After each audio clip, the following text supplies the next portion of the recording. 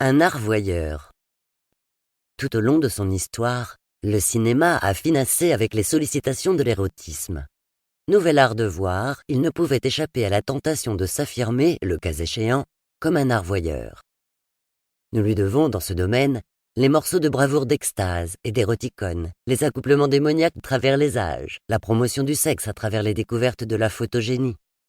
Les stars spécialisées comme Mae West, Marlène Dietrich, y ont créé certains poncifs, jouant les anges du péché avec un érotisme racoleur, qui reposait sur les jeux de la chair, du bas noir et de la lingerie suggestive, les mystères du clair-obscur, les décolletés nimbés d'ombre et de lumière, l'œillade assassine, la bouche mi-close et la pelle du penty. En revanche, le nu intégral et franc y était rare. Trop direct encore pour les censures, il montrait le bout de son nez, si l'on ose dire, dans des films comme La Kodam. Les images sans équivoque du film nudiste allemand Marche au soleil attirèrent au cinéma une clientèle nouvelle peu intéressée par la technique, nous dit Romy dans son ouvrage La conquête du nu. Pour les plans souvent rapides, escamotés, certaines vedettes se faisaient même doubler. Il n'est pas si loin le temps où le père de Françoise Arnoul, sortant d'une première où sa fille, à moins que ce ne fût sa doublure apparaissant en tenue d'Ève, déclarait « Décidément, il va être temps que je marie ma fille ». C'est au moment où Marilyn Monroe reprenait le flambeau du sex appeal, tel que le concevaient les États-Unis, que Brigitte Bardot, mise en scène par Roger Vadim, ouvrit en France la voie du nu, où devait se précipiter en quelques années tout ce qui prétend porter un nom dans le Gotha du show business. Bébé pulvérisa, dès ses premières apparitions, les timides tentatives de la brave Martine Carole, qui tint le sceptre de l'érotisme puéril et honnête auprès des consommateurs des années 50. Il fallut peu de temps pour que la jeune Brigitte, après quelques incursions plus ou moins remarquées au théâtre, trouva son emploi dans les rondeurs. Le nu de Bardot était un nu de charme. Elle le portait comme d'autres portent la toilette et excellait dans l'art de le souligner, en affectant de le dérober au regard. Les spectateurs de « Et Dieu créa la femme » gardent le souvenir ému de sa rumba horizontale sous les draps au rythme d'un électrophone complice. Ainsi, cet héros, ce sourire si doux, fut le premier visage de l'invasion en France. Vers la même époque, on s'apercevait que les films à suspense n'avaient pas le privilège de couper le souffle du public. L'érotisme plus cérébral de Jeanne Moreau nous valait, dans Les Amants de Louis Malle, une minute de silence qui faisait travailler les pommes d'Adam. Il y eut alors de belles heures pour le cinéma français d'exportation, et Brigitte pouvait traiter d'égal à égal avec le fisc de son pays. Très vite, on remarqua que les courbes de vente étaient fonction de celles que dévoilaient nos caméras, et dans l'Europe entière, le dieu des corps se fit pellicule. C'est ainsi que l'érotisme et le nu ont rapidement gagné leur galon auprès des géants du 7e art.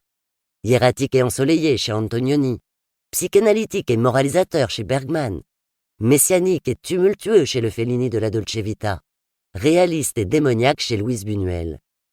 Dès lors, il devint difficile pour une comédienne de se maintenir au rang de vedette sans passer à la casserole du cinéma voyeur.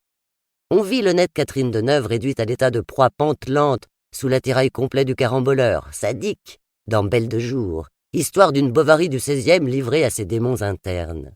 Elle a plus l'air d'une dame toute nue que d'une fille à poil, commentait le regard froid deux lycéens connaisseurs dans un fauteuil voisin du mien. Cet âge est sans pitié.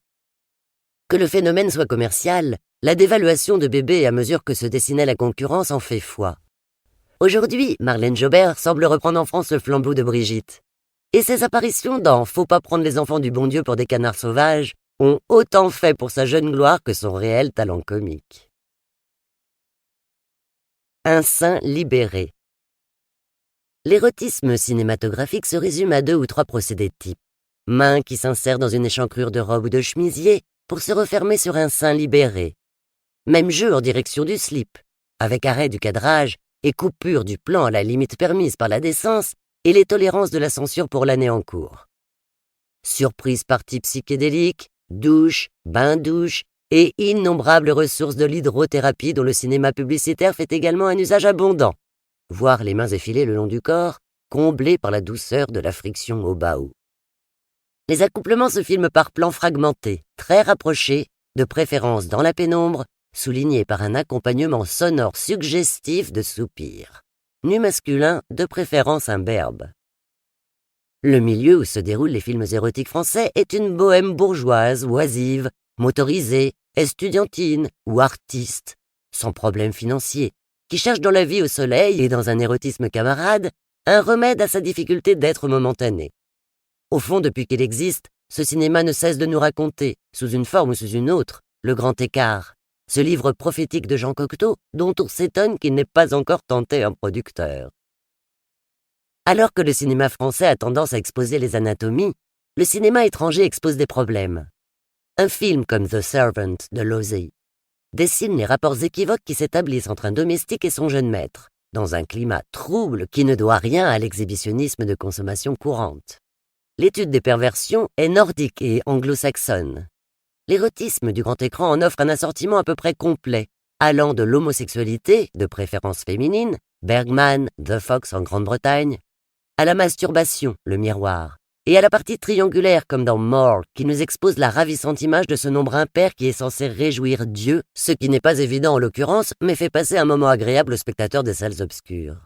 Macadam Cowboy, mélomane trouble et évangélique où ont pleuré toutes les Margots de la cinéphilie, reprend le thème de Des souris et des hommes, c'est-à-dire la rencontre de deux épaves disparates, le faible et le fort, dans l'éclairage du New Look érotique, où l'on retrouve la notion chère à Graham Greene, des êtres perdus, rachetés par la grâce, qui est ici celle de l'amitié. Mais des longueurs, des concessions au tarabiscotage cinématographique à la mode, flashbacks, séquences oniriques, montrant des rêves comme on n'en fait jamais, retiennent l'émotion chaque fois qu'elle est prête à prendre son envol. En débordant sur le monde scandinave et américain, l'érotisme contemporain s'est marqué de l'estampille puritaine. Si ces remous ont été amortis dans les pays latins, et particulièrement en France, c'est que sur bien des points ces pays avaient jeté un peu de leur gourme, alors que Londres et New York, il n'y a pas si longtemps, vivaient dans un climat de brimade sexuelle permanente. Nombreux y étaient les hôtels où l'on n'acceptait que les couples légitimes. Réprimé, le nu était considéré comme un article de Paris, et sujet à ce titre à d'hypocrites désaveux. En 1954, les étudiants de Cambridge ont chassé d'un théâtre les girls d'une tournée parisienne parce qu'ils les trouvaient trop nus. Et la même année, les magistrats londoniens ont fait saisir une cargaison de briquets de fabrication japonaise qui étaient décorés de femmes nues. Ainsi, dans les pays puritains, le mot de libération, souvent appliqué à la vague d'érotisme, prend tout son sens, car dans la brèche ouverte par la libération sexuelle, se sont engouffrées toutes les audaces longtemps réfrénées. Cette libération s'y accompagnait de contestations systématiquement provocantes et d'un éclatement véritable. Il est remarquable que l'avènement du nu aux États-Unis ait coïncidé avec la remise en question de l'établissement et de toutes les valeurs politiques. L'importance de R et des pièces qui en découlent tient autant à leur fureur exhibitionniste qu'à la verve toxique qu'elles véhiculent. Dans l'érotisme et son escalade, il y a du protestant émancipé avec les outrances que cela comporte. Comme l'érotisme anglo-saxon, l'érotisme japonais crève l'écran avec la puissance explosive d'une bombe de gros calibre. La France a reculé devant l'importation d'un film japonais de Kiyonori Suzuki, Barrière de chair, qui projette dans le Tokyo de l'après-guerre, au sein de la misère créée par l'occupation américaine, des prostituées organisées vivant dans une maison en ruine. Ces filles, par la force des choses, se sont établis un règlement intérieur personnel qui, enfreint, conduit à la punition plus attendue par les spectateurs que par la future victime. À côté de scènes punitives de sadisme et de flagellation d'une cruauté qui n'appartient qu'au cinéma japonais, on trouve des incidences politiques d'une violente agressivité où personne n'est épargné, telle la scène au cours de laquelle un pasteur noir américain entraîne une jeune prostituée vers une église où il compte la purifier de ses péchés. Dans un terrain vague, situé dans le porche du lieu saint, la jolie prostituée entre subitement en transe, se roule sur le sol, se dénude en attirant avec force le religieux à elle, et le viole véritablement, malgré ses cris de détresse et autres supplications à l'Éternel, pour qu'il la délivre des griffes de Satan, tandis que Maya, la prostituée, crie son mépris et maudit la société avec, en parallèle dans l'image, un drapeau américain. Face à l'érotisme protestant émancipé, se lève l'érotisme catholique qui tient à rester dans la course. Ainsi, le film Théorème, qui a réussi à décrocher un prix du cinéma catholique, bel exemple d'attrape bigot. Dans cette variation ultramontaine sur l'art d'aimer, on voit un ange ou un démon, il faut bien une imprécision pour faire couler l'encre, s'introduire dans une famille bourgeoise italienne huppée sous l'aspect d'un adolescent aussi entreprenant que polyvalent. Après que la dite famille l'ait adopté comme un de ses propres membres, ce membre qui crève l'écran a tout fait de transformer la maisonnette entière en une véritable famille tuyau de poêle qui se livre à des débordements en chaîne, au terme desquels chacun trouve sa vérité, à moins que ce ne soit son châtiment pour la plus grande édification des fidèles qui peuvent alors constater que les voies de la Providence ne sont pas impénétrables à qui s'efforce de passer par la porte étroite. CQFD. Ainsi, par ses vertus, paraît-il, édifiantes, cette Kamasoutane cinématographique a obtenu son nihil obsta sous la bannière d'un œcuménisme sexuel tous azimuts. N'oublions pas, au palmarès de l'érotisme apostolique, La prisonnière de Clouseau, dont la conversion récente est un événement cinématographique. Présenté également comme édifiant, ce film gratifie les catéchumènes en puissance que nous sommes d'une scène de tribadisme à couper le souffle dans une esthétique à la blow-up. Ce n'est pas d'aujourd'hui qu'au nom de la foi catholique on nous peint les abominations du péché pour mieux nous les donner à détester. Et Léon Daudet, comme François Mauriac, ont eu maille à partir avec la cabale des dévots pour des entreprises de ce genre. Mais la peinture des horreurs du péché à la lumière des caméras théologales ne paraît pas très convaincante. Il est douteux que l'exhibition de la Sainte Fesse aille dans le sens souhaité par l'Église. Le seul film à sexualité débridée qui semble obtenir l'effet recherché est le Satyricon de Pétrone, mis en image par Fellini et gratifié d'un Y sur l'insistance des distributeurs.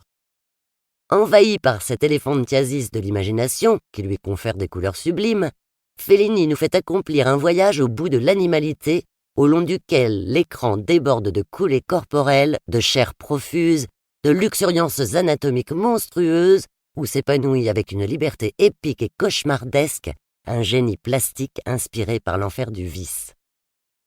L'Est emboîtait le pas, Les Amours d'une blonde, et commençait à s'offrir le luxe de produire des films interdits aux Occidentaux de moins de 16 ans, quand les chars soviétiques sont venus rappeler aux cinéastes tchèques qu'il ne faut pas confondre révolution sexuelle et révolution tout court. Plus honnête dans son propos que beaucoup de semi-érotiques aguicheurs à prétention d'art et essai, est le film qui ose dire son nom dans un but commercial avoué. Là, on n'essaie pas de tromper sur la marchandise, chacun sait ce qu'il va y chercher. Quand on pénètre dans les deux salles spécialisées de Paris, le Scarlett et le Midi-Minuit, il est clair que le public ne tente pas de justifier sa présence par la quête d'une ascèse. Japon et Suède sont les principaux fournisseurs de ces produits de consommation. L'Allemagne est entrée depuis peu dans la course.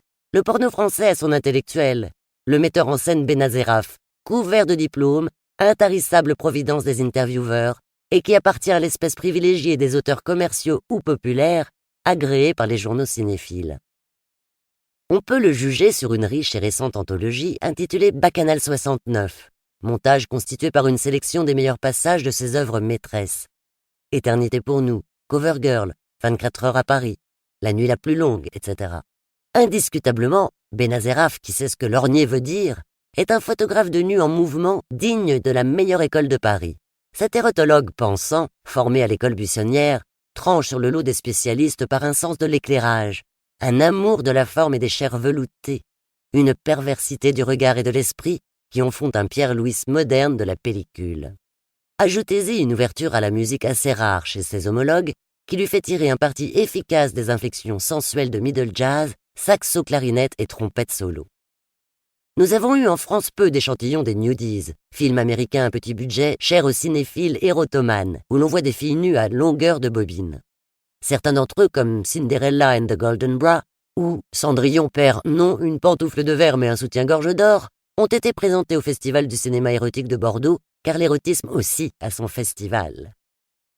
Parfois, l'érotisme se marie avec le film d'horreur ou le fantastique, comme dans certaines versions de Frankenstein, où l'on voit le monstre se rafraîchir aux sources de vie offertes par de beaux corps nus. Beaucoup de productions appartenant à ce genre sadomacabre ont été tournées en Italie. Armée de son dynamisme commercial et de son don du pastiche, la dite Italie était sur le point d'entrer dans la compétition internationale et d'inonder le marché de porno spaghetti tourné dans les studios de Rome. Mais les autorités religieuses, émues par la perspective de voir le nom de la cité éternelle lié à une entreprise scandaleuse, sont intervenues auprès des banques, qui ont dû cesser leurs avances, et l'opération s'est soldée par un crash monumental. Le film suédois, lui, se déroule selon un schéma standard, une histoire insignifiante servant de prétexte à montrer de bonnes filles aux corps honnêtes et bien charpentés, qui mettent en pratique dans leurs activités sexuelles le socialisme à la suédoise. Ces jeunes filles sont en général très gaies. Rien les fait rire. Tout dans ces films est sujet à nous montrer des couples sans histoire occupés à faire l'amour. Il n'y a pas de personnage secondaire pour l'érotisme scandinave. Si, par exemple, un facteur porte une lettre, la caméra suit ce facteur jusqu'à son domicile où l'attend son épouse, et les voilà partis pour le 7e ciel. Ces fornications aseptisées, alterne avec des images de la nature et des symboles évoquant l'effervescence de l'univers et la grande féerie de la reproduction. Fruits, fleurs, premiers plants d'aubépine, bourgeons, chants à la Renoir et à la Monet, papillons, etc. L'ensemble est légèrement moralisateur, optimiste, teinté de prédication démocratique et d'euphorie panthéiste. Tout est pour le mieux dans le plus défoulé des mondes. Les maisons sont coquettes et la vaisselle est faite. Apportez également au compte de ce cinéma de consommation les prétendus reportages sur les nuits chaudes des grandes capitales, où les orgies collectives s'accomplissent dans des montages flash qui déroutent un regard pris de vitesse. Clouzot peut repasser. Michel Audiard. L'érotisme dans la publicité, sur les affiches ou au cinéma, tant qu'il ne sera pas mêlé à l'humour, je trouverais ça emmerdant. Je ne pourrais pas passer 3 minutes de ma vie avec une des bonnes femmes que je vois à poil sur les affiches. Il y a une forme de crétinisme dans l'érotisme. C'est un mélange de gymnastique et de crétinisme. Le truc le plus désolant, c'est la prisonnière. Clouzot nous fait poireauter pendant 1 heure avec un suspense qui est le comble du mauvais goût. Vous allez voir ce que vous allez voir, qu'il nous dit. Et tout ça pour nous montrer une petite bourgeoise qui se fait photographier à poil. Comme érotisme, Clouzot peut en repasser. C'est vraiment tout ce qu'il y a de plus sommaire. Parce qu'aujourd'hui, il n'y a pas une bourgeoise qui n'ait pas son Polaroid. Alors comme érotisme, hein. Michel Audiard, lui, décembre 1969. Chapitre 4. Un sexploiteur s'explique. Daniel Lebeau est secrétaire général d'un syndicat bien particulier, le SACEF, qu'il faut traduire par Syndicat pour la libre connaissance des arts et du commerce érotique français. En cette période de grande mutation sociale, nous ne pouvions ignorer un tel organisme, dont le rôle est de défendre les pauvres sexploiteurs injustement opprimés. Voici donc, fidèlement rapportés, les propos de Daniel Lebeau aux questions que nous lui avons posées. Sans commentaire, et comme on dit, à vous de juger. Le Crapouillot. Tout d'abord, qui êtes-vous, monsieur Lebeau ? Daniel Lebeau. Je suis un éditeur. Un éditeur un peu spécial tout de même. Bien sûr, je vends du cul. Par vocation ou par opportunisme ? J'ai travaillé pendant 14 ans comme employé dans une maison d'édition, et puis un jour j'ai eu envie d'être éditeur. Comme tout le monde ne peut pas être Gallimard ni Grasset, j'ai choisi la voie qui me permettait de réussir le plus vite possible. Le Crapouillot. Bien des gens vous diront que ce genre de commerce n'est pas joli. Qu'est-ce que ça veut dire un commerce joli ? Vendre de l'alcool qui tue ou rend fou, ou vendre du tabac qui donne le cancer, c'est joli à votre avis ? À ces commerçants-là, on donne pourtant la Légion d'honneur. Vous voulez qu'on vous donne la Légion d'honneur ? Daniel Lebeau. Pourquoi pas ? Mes livres ne tuent personne. Que leur reproche-t-on ? D'émoustiller le lecteur ? Est-ce un crime ? Le Crapouillot. À certains, cela peut paraître indécent. Daniel Lebeau. Ne me parlez pas d'indécence. Ce qui est indécent pour moi, ce sont les vieillards qui crèvent de faim, les grèves qui durent 3 semaines. Certes, mais cela n'a rien à voir avec ce qu'on appelle aujourd'hui le pourrissement des mœurs.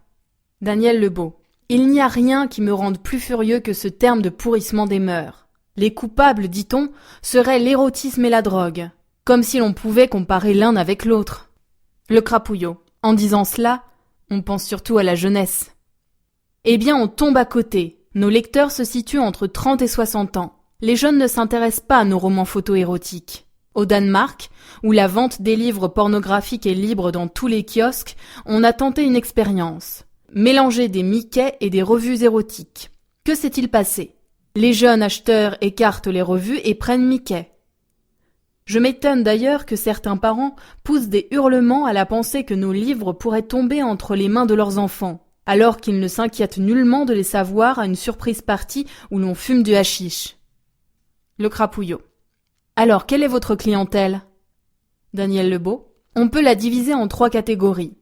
Environ 10% d'obsédés, pour qui le porno est un besoin. S'ils ne trouvaient pas certaines satisfactions dans nos livres, ils agresseraient des petites filles pour les violer et peut-être les tuer. Vous êtes donc un bienfaiteur de l'humanité. Daniel Lebeau. Peut-être. Ne devrait-on pas remettre la Légion d'honneur à quelqu'un qui épargne une 12aine de meurtres par an ? Le Crapouillot. Et les autres lecteurs ? Daniel Lebeau. Nous avons environ 70% de personnes qui lisent nos revues et nos livres comme d'autres avalent des romans policiers. C'est-à-dire qu'ils y cherchent une sorte de compensation. Un amateur de polar est attiré par une action qu'il n'aura pas l'occasion d'accomplir ou par un héros qu'il aimerait imiter. Les lecteurs de revues érotiques y trouvent peut-être une image de la vie sexuelle qu'ils voudraient mener, mais qui leur est interdite soit par les tabous de la société, soit par leur insuffisance ou leur timidité. Le crapouillot. L'étalage de toutes les perversions ne peut-il pas faire des adeptes ? Pas plus qu'un amateur de romans policiers n'est un assassin en puissance. La fréquentation livresque de la perversion tient plus de la recherche d'un certain encanaillement, qui est l'objectif des 20% de nos lecteurs qui restent. Vous savez que les bourgeois aiment fréquenter certains lieux malfamés pour se donner des frissons. À la limite, je pense que la lecture de nos livres est une forme d'encanaillement de l'esprit. Mais, là encore, interdit-on aux riches de fréquenter des tavernes où ils se font rouler dans la boue, tandis que leurs dames envisonnées se font mettre la main aux fesses ? Le crapouillot. Ces gens-là sont tout de même plus rares que les lecteurs qui se pressent dans les sex shops. Daniel Lebeau. Interdite aux mineurs. Je vous le signale en passant. Et peu nombreuses, à peine 50 à Paris et 150 dans toute la France. Le crapouillot. C'est tout de même une industrie fructueuse. Daniel Lebeau. Environ 10 milliards d'anciens francs de chiffre d'affaires en 1973, et nous comptons sur une augmentation d'un tiers en 1974, ce qui est faible par rapport à ce que réalisent nos collègues nordiques ou allemands. Le crapouillot. Malgré la difficulté des temps, c'est donc une industrie en pleine croissance. Non, cette progression du chiffre d'affaires résulte en grande partie de l'accroissement du nombre des ouvrages mis en vente. Actuellement, nous sortons de 40 à 50 romans photos par mois contre 25 à 30 l'année dernière. Et vous n'avez aucune difficulté à trouver des auteurs ? C'est un problème qui ne se pose plus. Nombre de gens de plume, journalistes ou écrivains, sont venus à ce genre de littérature. Je ne peux vous citer des noms, car ils tiennent à l'anonymat, mais il y en a parmi eux qui ont obtenu des récompenses littéraires, ce qui nous permet d'avoir une meilleure qualité de texte. Et les photos ? Là non plus, pas de problème. Les modèles ne se font pas prier.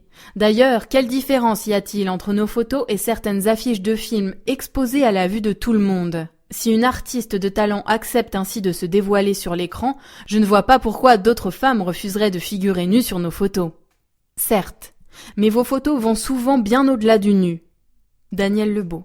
Il y a 4 degrés dans la photo érotique ou porno. Le premier, c'est le nu tout court. Les revues les plus sérieuses y recourent sans drame de conscience. Le deuxième, c'est l'accouplement sans sexe apparent. Déjà, certaines publicités visibles par tous l'ont utilisé. Vient ensuite l'accouplement avec sexe apparent. Le crapouillot. Là où commence votre domaine exclusif ? Daniel Lebeau. Bien entendu. En vertu du principe qu'il est plus malsain de suggérer que de montrer. La suggestion ne calme pas l'appétit. Il faut aller jusqu'au bout. C'est une question d'honnêteté envers nos lecteurs. Le crapouillot. Et le 4e degré ? Daniel Lebeau. Je dois vous dire que, pour nous, éditeurs français, il pose un problème, car il viole les règles du bon goût et porte atteinte à l'exercice naturel de la vie sexuelle. On y fait souvent intervenir des animaux ou des objets. Nous l'appelons le degré danois, parce que c'est au Danemark qu'il connaît sa plus grande diffusion. Je vous avoue que ce pays nous fait une sérieuse concurrence. Des dizaines d'automobilistes vont à Copenhague durant le week-end et reviennent avec des valises bourrées de 4e degré. Une partie de notre clientèle, les 20% d'encanaillés, a d'ailleurs tendance à nous reprocher notre timidité. Comment comptez-vous vous défendre ? Daniel Lebeau. Justement. Avec la création du SACEF, nous comptons demander au gouvernement une aide contre l'invasion qui ne manquera pas de se produire dès le 1er janvier 1975 avec la libre circulation des revues à l'intérieur de la communauté. Le crapouillot. Autrement dit, une dérogation au traité de Rome ? Daniel Lebeau. Exactement. Il est indispensable que le pays de Marivaux, dans l'évolution des mœurs, conserve à l'érotisme un côté croustillant bien français, face au gros cul de l'érotisme étranger. Cette invasion étrangère est d'autant plus redoutable que les autres Européens ont sur nous de sérieux avantages dans le domaine des prix du papier et de l'impression. Le crapouillot. Bref, votre slogan c'est « Jouissons français ». Daniel Lebeau. Bien sûr, Mais notre syndicat veut aussi qu'une loi définisse où commence et où finit la pornographie. Car nous avons, nous aussi, notre loi scélérate, celle du 16 juillet 1949, qui prévoit plusieurs restrictions à la vente, des obligations de dépôt légal de 3 exemplaires imprimés. Et s'ils sont refusés, quelle perte pour nous? Le Crapouillot. C'est le risque, non? Daniel Lebeau. Aujourd'hui, c'est désuet. Les kiosques sont pleins de revues françaises et surtout étrangères qui représentent des nus, système pileux apparent, et qui n'ont plus rien de naturiste. Il y a 5 ans, les tribunaux punissaient sévèrement les éditeurs et les revendeurs de ces revues. Or maintenant, elles sont distribuées par des coopératives qui échappent à toute poursuite judiciaire.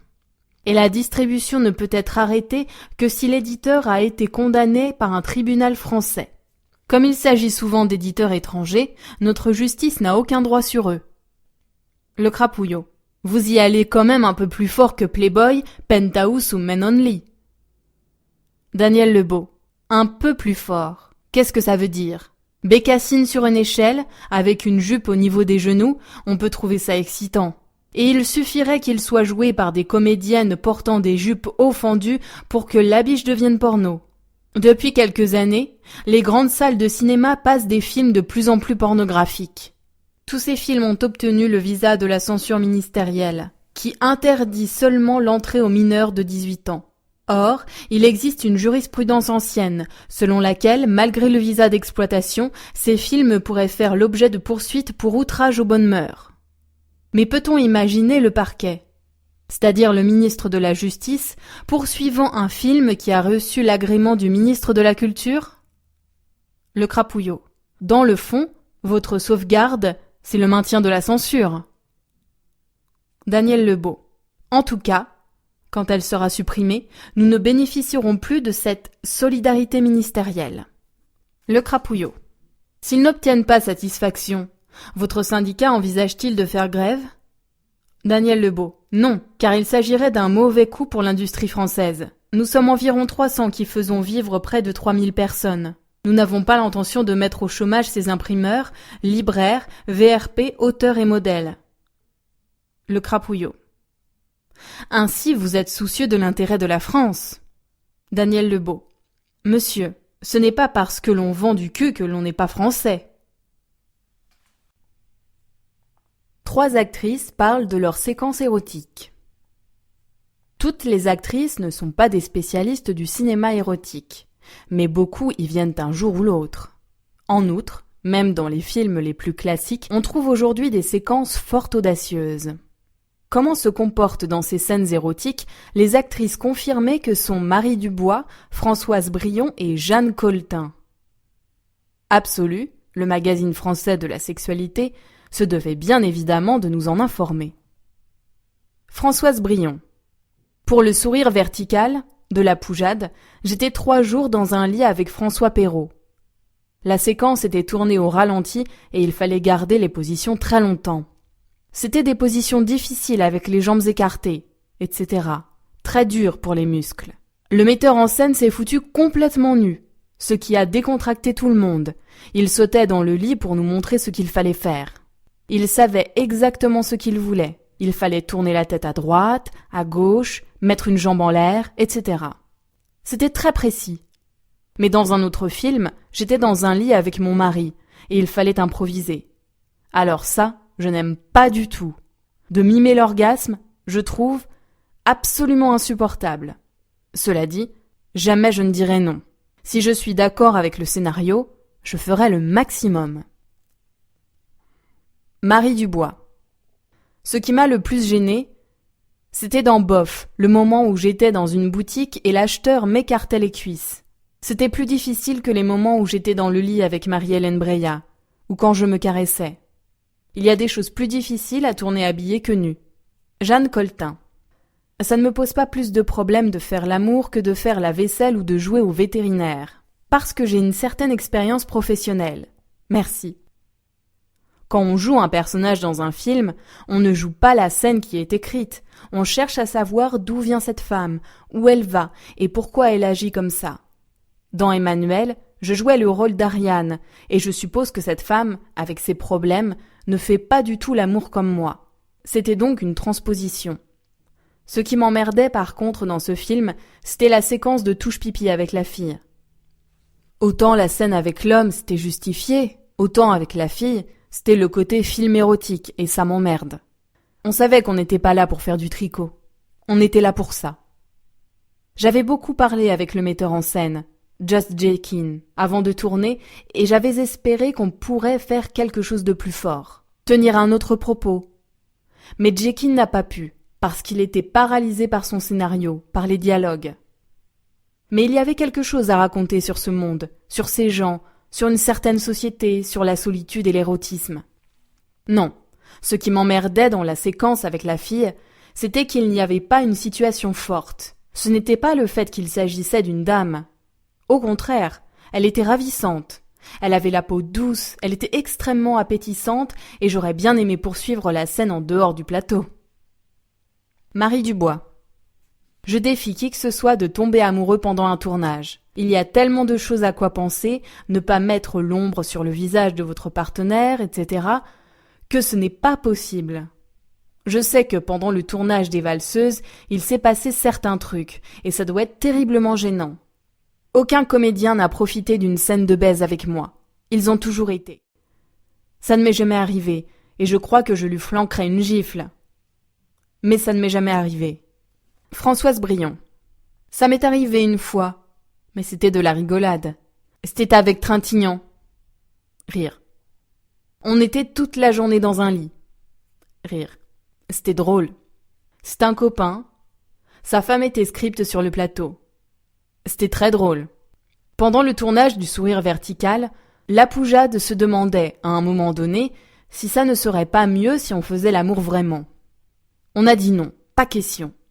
Cela dit, peut-être dans 5 ans, si c'est devenu une chose tellement habituelle, peut-être ça deviendra parfaitement normal. Marie Dubois. Quand le cadrage le permet, on garde toujours le slip. Dans Vincent, François, Paul et les autres, de Claude Sautet, il y a une séquence où je me bats avec Michel Piccoli. On se roule par terre et on finit par faire l'amour. Pendant les répétitions, je voyais Sautet en conversation avec les cadreurs des 2 caméras. Je suis allée lui demander ce qu'il y avait et il m'a dit qu'on voyait mon slip de temps en temps. Je l'ai tout de suite enlevé. Ce n'était pas gratuit, vous voyez. Sautet était tellement embêté qu'il ne voulait même pas me le demander. Absolu numéro 3, septembre 1974.